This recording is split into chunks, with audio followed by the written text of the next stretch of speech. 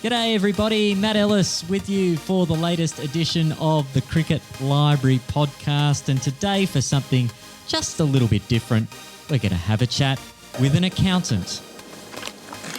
Oh yes, there it is, turn, bounce, Ross Taylor juggles but takes it, and straight away in his first over, Will Somerville has struck. Will Somerville. From days of having to take annual leave to play cricket, to putting on the Baggy Blue, and eventually representing New Zealand in Test match cricket. A wonderful story of someone who rolled the dice and beat the odds to become one of the best in the business. Today we hear the Will Somerville story on the Cricket Library podcast. And it's a very warm welcome to the Cricket Library podcast, Will Somerville. Thanks so much for joining us. Pleasure, Matt. Nice to be chatting with you, mate. Now, Will, you've had quite an incredible journey. You've lived in Australia and New Zealand. You've seen different parts of the world playing cricket. But for Will Somerville, where did your passion for cricket begin? When was the fire lit inside you for cricket? Good question. I'd say, well, my earliest memory of really getting into cricket was at the 1992 World Cup in New Zealand, and I was in Wellington at the time. I was 8 years old, and I'd never forget watching Martin Crobat and the Kiwis. We played really well that World Cup and made the semi-final and lost to Pakistan. And I'll never forget Inzamam al-Haq basically knocked us out single-handedly in the two, there was back-to-back games against Pakistan, I think, from memory, and he kind of had an unbeaten 100 or something, and so that Pakistan qualified to face us again in the semi-final, and then he beat us again. I was just like, I just remember Inzamam and not really appreciating what he did in those two games. I mean, it was an amazing thing for Pakistan, but I was pretty gutted as a young Kiwi boy sitting at home watching them. But yeah, that's I do remember that, you know, and I played a lot of cricket at school and backyard cricket in Wellington growing up. I was one of my best mates, Liam Crisp, I went to primary school with, and he played Wellington A and didn't quite play for Wellington when he was older, but he was a very good cricketer, and we literally just used to bowl and bat at each other and with each other for hours and hours on end. Yeah, that's very fond memories in Wellington. And then moving to Australia as a 9-year-old, cricket obviously being kind of more important in Australia in many ways, because New Zealand was always, even at my young age of 6, 7, 8, I was playing rugby, and rugby was kind of a big deal, I suppose. Cricket was a lot of fun in the summer too. But yeah, I continued those things into Australia, and basically grew up playing club cricket for East, under 12s, 14, 16s in Sydney, and learning a bit of rep cricket along the way, and kept playing. I played with senior cricket at East until I was 19. Yep. And then moved back to New Zealand to study for a few years, and then was back in Sydney when I was 25. And then, and now I'm back in New Zealand. Like, my whole life I've been just going back and forth. So, pretty Australasian, I'd say. Yeah. Now, you mentioned that 92 World Cup. One of the big revolutionary tactical ploys in that World Cup was Deepak Patel bowling with the new ball. Now, as a youngster, had you discovered off-spin at that stage, or were you kind of most kids trying everything? Yeah, exactly. I was trying everything, but I was more of a batsman, and I bowled sort of medium pace. I think I'd try and bowl outswingers until I was about 14. So I didn't bowl offies until I was 14, and then I took a few wickets in the 14As or something at school. And I started bowling, because I was a batsman, I was batting 3, so I just bowled a few offies, and I was like, I can actually do this. And it sort of evolved pretty quickly from there, and I started getting picked as an off spinner when I was about 16, 17 in rep teams and things like that. And then it really took over, I suppose, with spin bowling. Yeah, and your decision to come back to Australia, you mentioned you went and you did some study, and you didn't have a contract as such at the time when you were playing. for Otago, I think it was back in 2005 when you made your debut. You play a couple of games over there. Can you tell us a bit about your early memories of playing at that next level? Yeah, absolutely. I mean, I debuted for Otago in 2005, March 2005 in Queenstown, which is my parents actually moved to Wanaka in 2002, which is about a 50-minute drive, so it was very close for them to come and watch and stuff. And it felt like going home in a way, in more ways than one, I suppose, with mum and dad just down the road. And that was a pretty special debut, really. In hindsight, and Glenn Turner was the coach of Otago, and I think it was the last game of the season, and I was a 20-year-old. No, I was 19. So long ago. Yeah, I'm pretty sure I was 20. Yeah, 2005. I can do the math. Yeah, I was 20. And then, so I was quite young, I suppose, for a spinner to be playing at that level. We played against Wellington, and Jeetan Patel was playing for Wellington, and Gillespie, Azura Bath. They're overseas. But yeah, I mean that debut was very memorable. It being in Queenstown at that beautiful ground with the remarkable mountains looking over the ground. I did okay on debut. Like 3 for 26, I think, in the first innings. Yeah, and 1 for 50 odd in the second. So I had quite a good start. Well, yeah, a great start to my Otago career. And then I sort of only played 3 games in the next 4 seasons or so. So I was there for 5 years, 5 seasons, played 4 first-class games, played all the Otago A stuff, tournaments in January in Lincoln. Enjoyed that. And I was a student at the time as well, so I didn't really know how to prepare for first-class cricket or look after myself that well until the back end of it, the last couple of years. The first 3 years I was kind of just enjoying being a student and studying and being very social and setting up a life in New Zealand, I suppose, and meeting all these cool new people from around New Zealand at the university in Dunedin. Had a great time. Yep. And made lifelong friends there. So the cricket was, I always took it really seriously, but I didn't actually realise what I needed to do to be good enough consistently at that level. And I think I played another 3 games after that debut. Never really was impressed much, to be fair. I played 1 game against England in a New Zealand Invitational 11. I remember that really well because I bowled quite well in that game. Stephen Fleming was captain of that team. So I got to meet him, and I was like, I was a bit starstruck, and meeting those guys in that team, I'll never forget that either. Yeah, Stephen Fleming, and then I had master tactician, Stephen Fleming. Yeah, absolutely, yeah. And he's a great, lovely man too. He's a good guy. I've subsequently met him in the last couple of years and had a couple of good chats to him. Yeah, highly respected coach now as well, obviously, and that's no surprise really when you saw his captaincy, and his cricket brain has always been there. He's a smart guy. Yeah. And the move back to Australia was part of that. Your now wife was in Australia at the time. Was that part of the piece in the puzzle to get you back to Australia, or was there lots of things going on around that decision? Yes, that was a big driver for sure. Like being able to, with being, it was a big part of it. But yeah, there's obviously Ellie, my wife, got 2 kids now. We were together for the last 2 years. I finished my degree and I was in Dunedin for 6 months.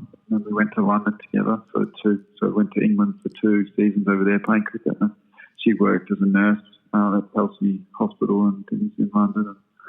And we had a good time travelling around a bit of Europe and did that sort of thing. It was unreal, brilliant time. And then it sort of came to the crunch at 2009. I was like, I didn't have a contract for Otago, and I went over and trained in September in Dunedin for the whole month.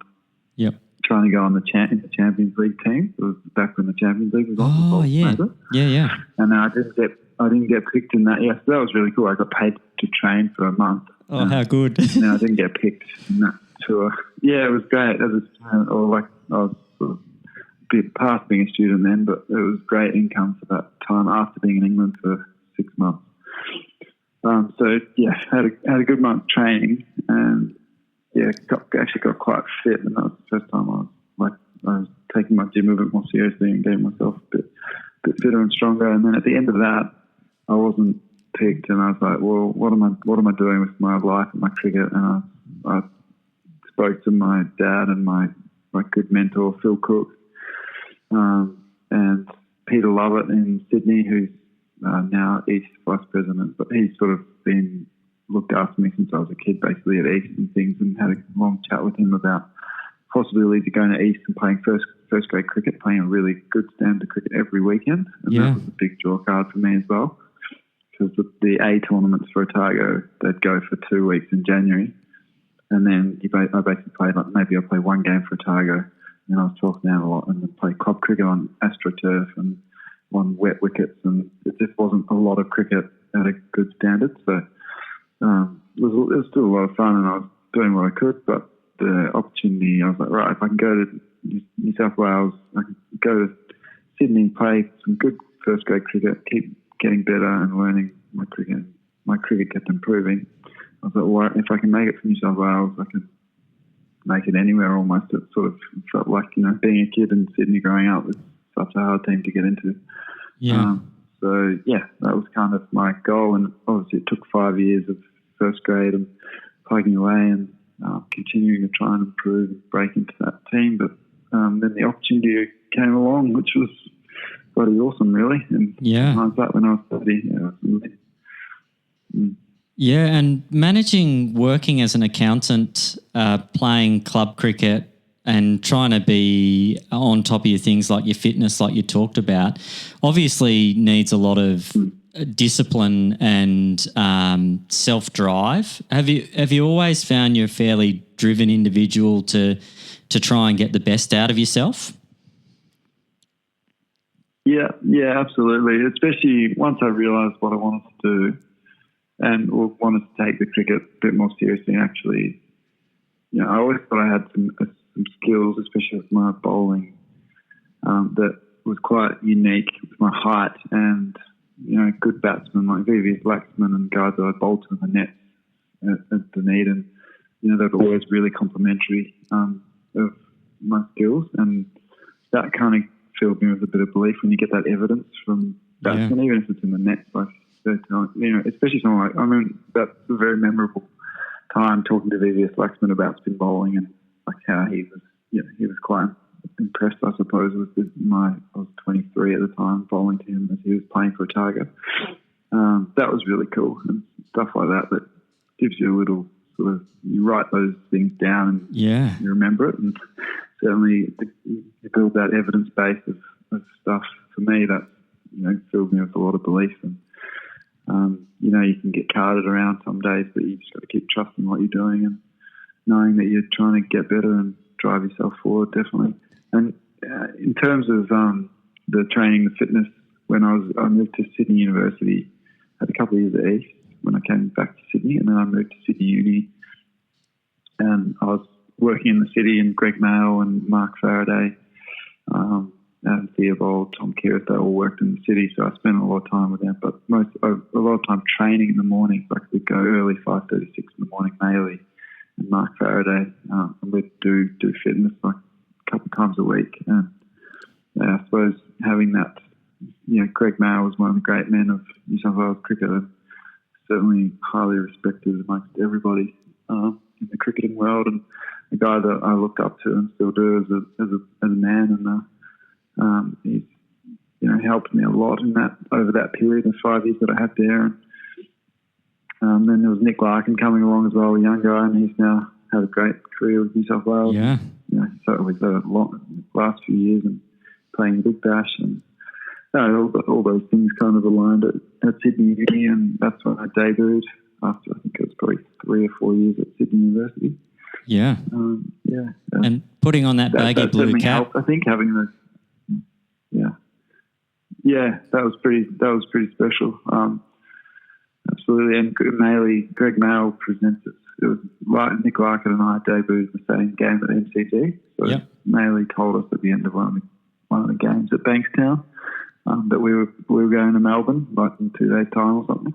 Wow. So I had to go and get leave from my job and work it out. And, yeah. So that was very special. Special day, that one. I remember that very clearly. How does it go going into the boss's office and just saying, "Excuse me, please, can I have 4 days off for a first-class cricket game?" That must be a pretty good feeling. Yeah, it felt pretty amazing actually. Yeah, I think I'd played one second 11 game, and I'd had leave for that for 4 days. I think it might have been 3 days because it was over the weekend or Sunday or something. Yeah, but I had leave for that the week before, and then played on the weekend, and then they picked. I was going to Melbourne on the Monday or something. And yeah, so it was pretty cool saying, "Oh, sorry, I'm going." I had to like tread carefully, but I was like, I don't really care what you say, but I'm going. But I had a very good, understanding boss, and he was very supportive actually. David Robinson, another good man. So I was lucky in that respect. And yeah, I was always very upfront with I had a couple of bosses in my jobs, and I always said, like, I'm trying to play cricket at a high level. I need to train 3 days a week. I'm leaving early. I'll come in early and leave early. So I was always clear about that. And then so they knew it was a focus for me. And they were pretty supportive, which was good. Yeah, that's great. And then tell us about actually getting the call up for that. I think it was you had to play 3 games, and once you'd played your 3rd game, you were elevated to a full-time contract with the Blues. I think Nathan Lyon was going to become a father, I think, from memory. Can you tell us about that experience of finding out the news? Yeah, sure. I mean, that was pretty exciting and emotional as well. And having been trying to kind of get my first contract since I was about 19. And then, Nathan had his second daughter and was going to miss that 3rd game against Queensland at the SCG. And it was just after Phil Hughes had been hit as well. The game, so we were the next game at the SCG after that incident. So a lot had happened in the 2 weeks. Yeah. Leading up to that point. And then Nathan didn't play. And there were guys that, were considering not playing as well because it was a bloody bizarre time, obviously. And that whole game was highly emotional, stepping out onto the field with the whole team. It was, it was very sad sort of first session. But, we'd all decided that we needed to get on with the cricket and in memory of Phil and, get on with the game that he loved and we loved as well. So, but that was my 3rd game, and then I was upgraded to a contract from there, and I was basically just couldn't believe my luck in a way, and was in tears in the car park, tears of joy at the end of that, realising I could resign from my job and I was going to take this on properly and be a full-time cricketer. Really awesome, yeah. Yeah, no more annual leave request forms to fill in. Yeah, no, exactly. That's right. Magnificent that you were able to manage the full-time work and still have enough passion and dedication to take your cricket to that next level. And you have some successful years at New South Wales. I think probably the one that stood out for me was 16-17, 35 wickets for the season, and really starting to come into your own at New South Wales. Anything that you noticed that you were able to improve by becoming a full-time professional cricketer? Yeah, absolutely. I think probably the first thing was getting involved in more 4-day cricket and understanding how I needed to prepare for those games. I certainly got fitter and stronger. Those first 2 pre-seasons were really huge for my whole body shape. Sort of changed a bit and got stronger and fitter, which was the first step, I suppose. But then the bowling-wise, I was bowling in the nets a lot more and doing, I was getting a lot more volume with my bowling, which meant that I could work on more things and variations, working out batsmen in the nets when we do our competitive nets and things. And you're bowling to such good players as well as bowling to a lot of the Test guys. Like, bowled a little bit to Warner, tiny bit with Steve Smith whenever they were around, and then also bowling with Nathan and Stephen O'Keefe in the nets. Like, we'd bowl in the same net, and I'll just talk to them about things. And, I started shaping the ball away from the right-hander a bit more as well. Just, I think, because I was getting through my action a bit more because I was a bit stronger and I was bowling more and all that sort of stuff. So I started quitting, and there was a lot of improvements, I think. It's a huge advantage being able to, like, I'd do a couple of nets a week when I was playing club cricket. Then you do the fitness stuff, but you're basically just going into games off the back of, like, bowling in the nets for an hour in the week, whereas preparing for first-class cricket, you've got a whole winter of bowling a whole bunch and getting yourself really conditioned to bowl. And that's the big difference, really. Yeah, and you get a chance to play some Big Bash as well with the Sixers. Was that a bit of a surprise? Yeah, it was a bit, absolutely. Yeah, I did. I really wanted to play the Big Bash and was pretty excited to get the opportunity, but I didn't necessarily. Yeah, it was a bit of a surprise. But I suppose once you're when you're training full time, and I was bowling the nets with the Sixers, and I realised I could match it with these guys if I was bowling at my best. And, it was bloody cool being involved with that. I really enjoyed that. But I think I debuted in Perth, which was more places. I was going to Perth, so I was no way I'm going to play in Perth. It's an offspin graveyard. No chance. And then I get Shippy tells me in the morning of the game, "Oh, you're in. Where are you going to play?" Okay, cool.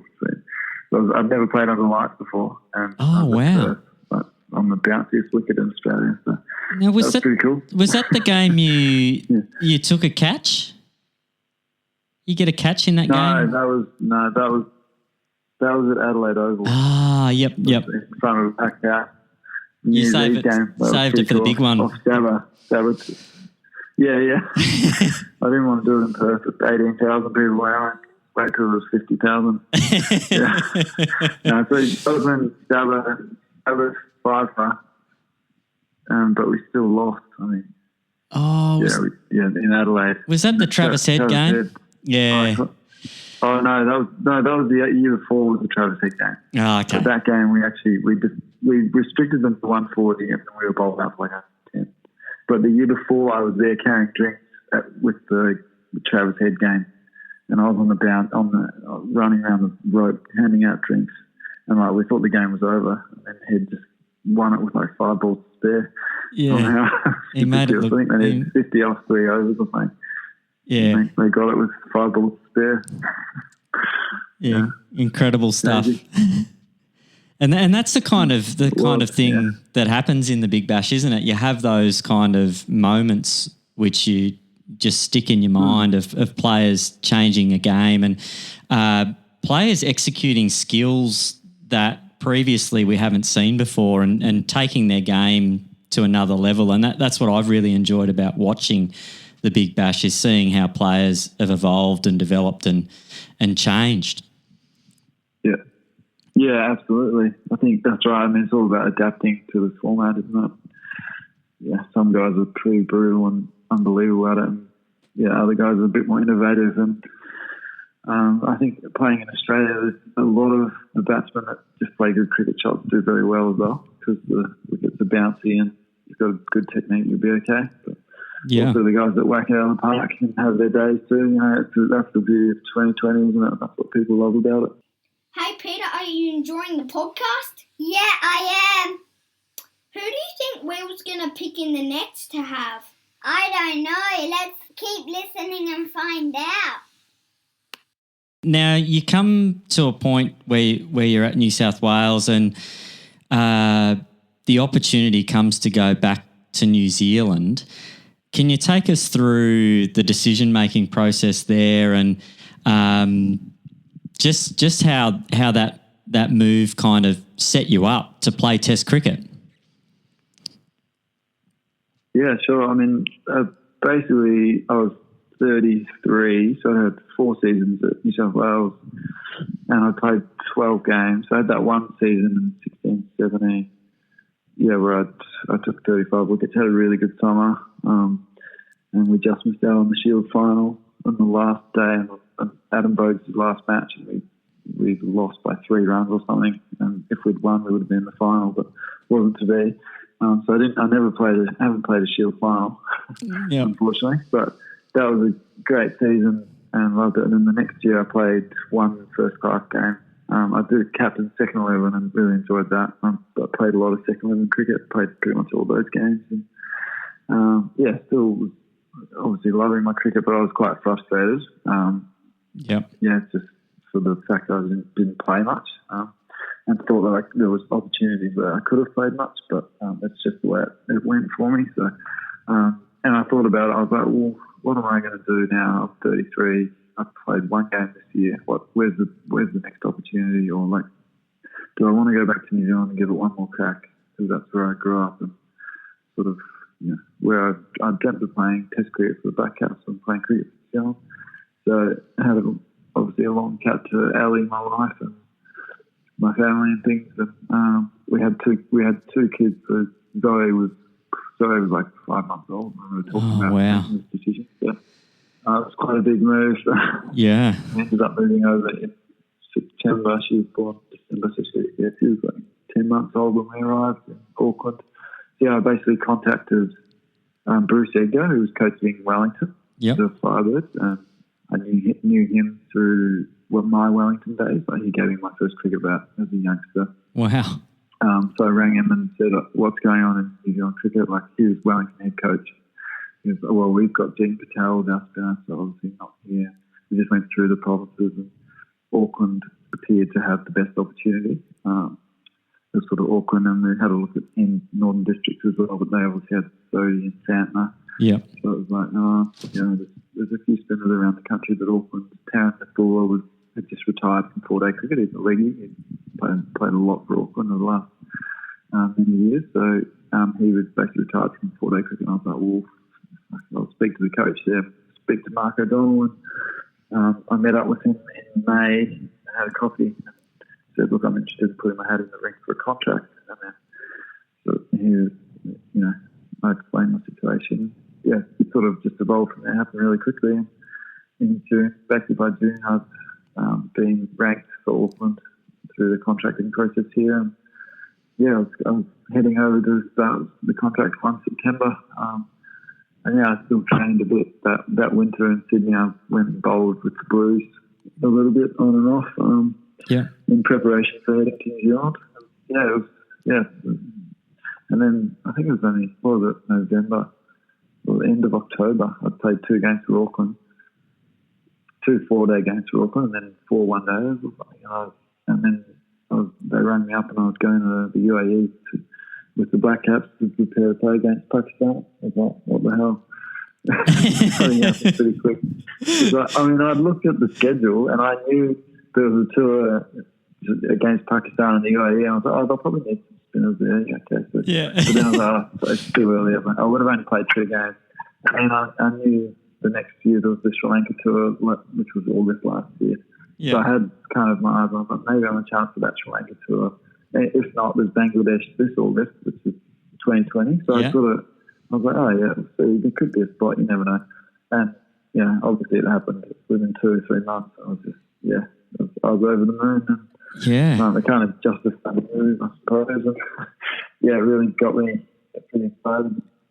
It's been an absolute dream, really. Yeah. And putting on that... Still pinch myself sometimes, Yeah, like it's incredible. Putting on that cap for the first time for New Zealand, all of the sacrifice, all of the annual leave forms, all of the early morning runs, all of the preparation that goes in to that one moment, and then you win the Test match in the UAE. Like there just has to be an incredible overflow of joy, I guess, to be living out something that you'd hoped for so long. Yeah, absolutely. 100%. The absolute joy is the perfect way to describe it. Yeah. It was incredible. Yeah, we sort of just hang in the test match. Like we never really got on top of them until the end of, or midway through day 4 when Nichols and Kane put on that partnership, and then they kept batting until the end of the day. And we had a lead, and then we batted again the next day for another hour or so. And then we had, I don't know, I can't remember even how much lead we had, maybe 200 and something. It wasn't massive, but there was only like 2 and a bit sessions left. Yeah. And yeah, and then it all happened before lunch on day 5. Like that. We had 5 wickets. I think they were 5 for 50 at lunch or something. And we were like, shit, and that's when, you just put the foot on our throat. Then, we bowled really, really well on that last day and things went our way. And yeah, I ended up with 3 wickets in the 4th innings. And I had 4 in the first after being, I think I was none for 60 or something. Ended up with 4 for 70 odd. Yeah. I just sort of hung in there. As you do, that's Test cricket, and 4-day cricket that you learn to play. You just got to hang in there and play the long game. Yeah. It was a very memorable test, and I've watched the highlights a couple of times since. To be honest, I bloody love it. Yeah, rightly so. I'd be having it on repeat. That's cool. And then to come back January this year and find yourself at the Sydney Cricket Ground playing a test match at the SCG. Talk us through that. Yeah. Well, I mean, that was just going full circle again on my life, I suppose. It was amazing, really. When the anthem came on, I was just like bawling with tears in the lineup. Yeah. Like seeing my family arrive and stuff as that was on, just in front of the members, the ladies stand. Yeah, that was incredible. Still, that's another thing. I'll never ever forget. That's for sure. I had memories of. Well, one of my memories as an 18-year-old, I was 12th man for first grade on a Sunday, so I went down. They asked me to go and run the drinks basically for the Blues, and it was the War Brothers were playing and stuff, and Nathan Bracken. That was very. I went into that change room. I was like, "Well, this place is pretty incredible." And then Nathan Bracken lent me a shirt and whatever, and he said, "Oh, you got to give that back to me. You got to earn that." And I was like, "Oh yeah, that's right." Then I was pretty like the old school values and things, which was pretty cool for a 18-year-old private school boy to see, and that was bloody good. Yeah. Something that stuck with me as well, Yeah, no, incredible. And you mentioned having your family and friends there for the occasion, making it extra special. The result not going the way you would have wanted, but certainly, did you ever picture yourself playing a test match on the SCG? Yeah, I had. Yeah, very good. Yeah, I had actually. That's so cool. Yeah, visualised that. Which is because I'd been to so many tests there as well. Yeah. As a kid growing up, I'd go every year with Dad. Yeah, I went just about every year. I was in Sydney, I reckon. Just to at least one day, you go and have a beer in the members. Someone would get you in there. I haven't been a member. I'm not a member yet, but maybe one day. But yeah, I'm getting there and just have a good time watching a bit of cricket.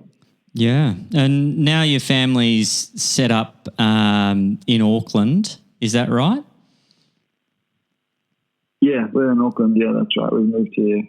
We bought a house here last September, so we're pretty fixed here. And I've got another contract. The contracts they only do 1-year contracts here. So every year you hope that you're going to get ranked. And so I'm signing with Auckland. That starts in September. There's 3 Black Caps training camps coming up in Tauranga. Yep. So we're all going. Everything's going ahead here domestically, and it's just they're trying to work out the international schedule, which is obviously a little bit in disarray. We were supposed to be in Bangladesh in August, so I had surgery on my ankle, but basically straight after that Sydney test. Yep. So I've been recovering from that, and I was hoping to be going to Bangladesh, but that's obviously been postponed. That was going to be in August. But, so hopefully that'll get rescheduled in Bangladesh at some point. But yeah, who knows what's going to happen, really. It's all a bit up in the air, I suppose. Yeah, a lot of things up in the air at the moment. And the recovery's going well on the ankle. You're feeling strong and ready to go? Yeah, it's really good. Yeah, I had a stress fracture. Got a couple of screws put in. So the first major injury I've had. So but I'm back bowling and running, and I'm just full board now. So getting ready for the coming summer. It's probably wouldn't be doing as much as I would be if we were going to Bangladesh, but if that tour was on. But yeah, we'll just get ready for the domestic season in October. So it's a wee way off still, but yeah, lots to look forward to. Yeah, sounds like it. And we wrap things up every episode, and I hope I've given you enough time to think about this, Will. The biggest question, it's the hardest hitting question in cricket podcasts going around. If you could orchestrate a dream net, now, by the sounds of things, you've already lived out a few dream nets. I mean, VVS Laxman sounds pretty cool to me. But if you could orchestrate one, 3 people, who are the top 3 people on Will Somerville's speed dial to come down to the nets and have a hit? It's quite a tough question, but I'll have to go with probably first is Michael Jordan. Purely, I mean, it's a bit of a popular choice at the moment after the last dance. But yeah, I'm a massive fan of his, and seeing how competitive he is in basketball, in golf, in everything that he does. I imagine he'd be a bloody interesting guy to have a net with, although he might be his body might be not quite there, I'm not sure.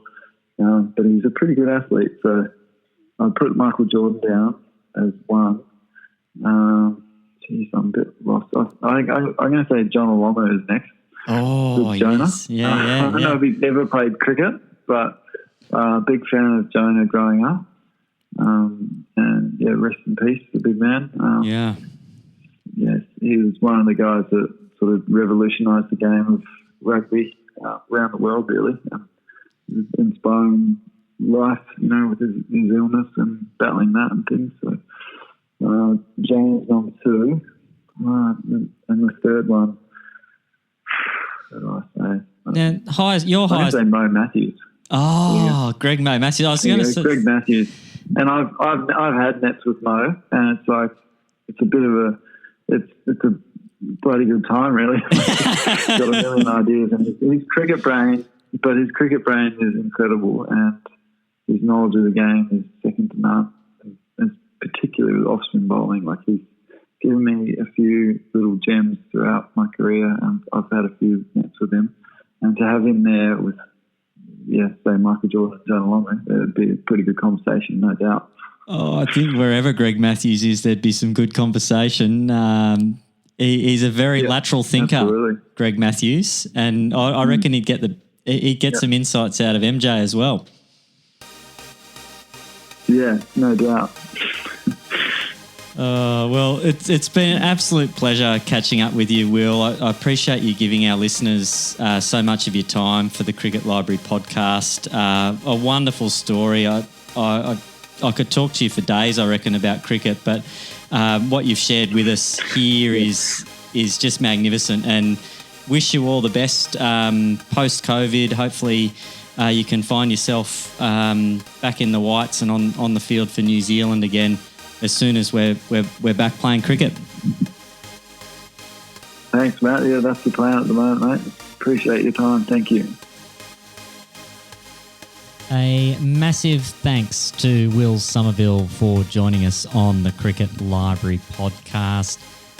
Wasn't that a great story? That warms my heart to hear the Will Somerville story and get to hear some of his insights about what it was like being the accountant, putting in for your annual leave, and just hoping one day you'd get the chance to become full-time professional. He got to do that at New South Wales. And then he took the gamble, went back to New Zealand, and gave himself every opportunity of playing Test cricket, and he has achieved that, and hopefully plenty more Test cricket left for Will Somerville, that's for sure. And a massive thanks to you, our listeners. We really do appreciate you tuning in to each and every episode. It's been a big year. It's 12 months since we sort of did a refresh on the Cricket Library podcast. We've had some wonderful guests over that time. I'd encourage you to go back and check the back catalogue and catch up on some of those. Until we meet again, this has been Matt Ellis for the Cricket Library podcast. Thanks for tuning in. It's bye for now.